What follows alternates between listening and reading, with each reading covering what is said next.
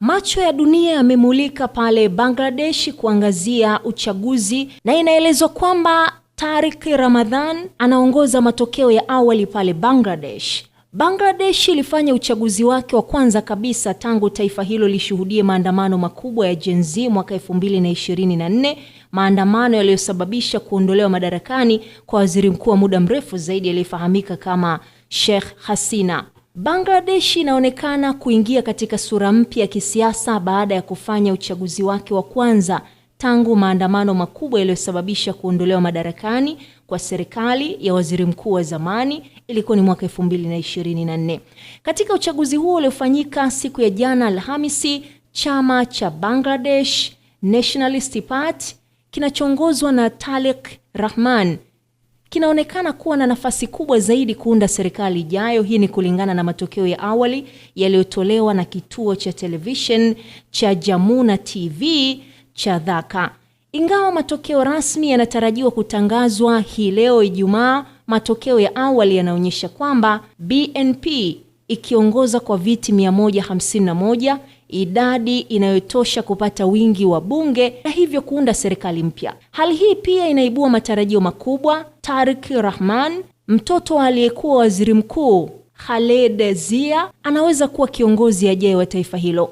Rahmani alirejea Bangladesh mwezi Disemba 2024 baada ya kuishi uhamishoni nchini Uingereza kwa miaka takriban 17. Mama yake Khaleda Zia alifariki dunia mwezi huo huo. Uchaguzi huo unatazamiwa kama kipimo muhimu cha mustakabali wa demokrasia nchini Bangladesh, hasa baada ya kipindi cha misukosuko ya kisiasa na hata maandamano ya vijana wa kizazi kipya cha Gen Z yaliyomlazimisha Hasina kukimbilia nchini India. Kwa mujibu wa tume ya uchaguzi, zoezi la upigaji kura lilianza taratibu, lakini idadi ya wapiga kura ilikuwa ikiongezeka kadri siku zilivyoendelea. Kufikia saa 8 mchana, zaidi ya 47% ya wapiga kura walikuwa tayari wametumia haki yao ya kidemokrasia.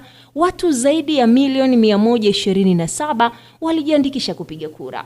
Wawakilishi wa vyama vya kisiasa walikuwepo kama waangalizi, huku maafisa wa usalama wakifuatilia kwa karibu zaidi hali ya uchaguzi katika maeneo mbalimbali.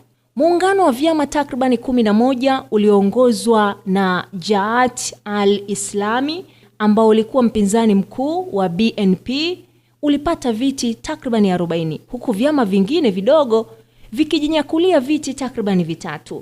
Jamaat al-Islami ambacho hiki kilikuwa kikipigwa marufuku chini ya utawala wa Hasina kimepata umaarufu mpya tangu kuondolewa kwake madarakani.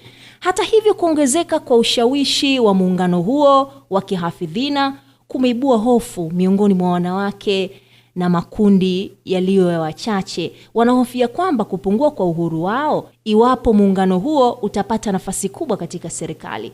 Bangladesh ina zaidi ya 90% ya Waislamu, huku Wayahudi wakikadiriwa kuwa 8% pekee ya idadi ya watu wote.